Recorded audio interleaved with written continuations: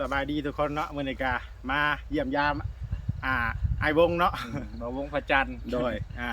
จากแฟนเพจวงสวนเกษตรโดยพอดีเฮาก็มาขอแบ่ง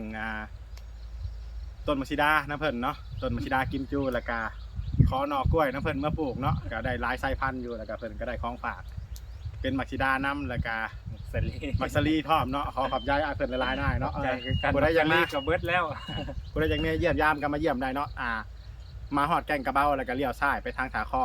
ทางปักเซบังไฟ อ๋อ ทางไปผู้แหละขมวนทางนี้มันก็สอดขมวนคือกัน แนะนำเพิ่นได้อ้ายเพิ่นได้ยังมา ขาม่านทางแก่งกระเบาแล้วก็ไปทางนี้ปักเซบังไฟมันสิเป็นทางหล่อแคมป์ของ โดย มาฮอดคือกัน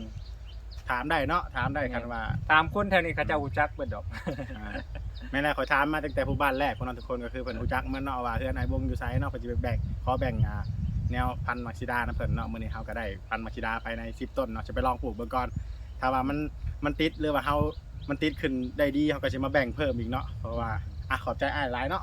ขอบใจ คือ อ้าย กัน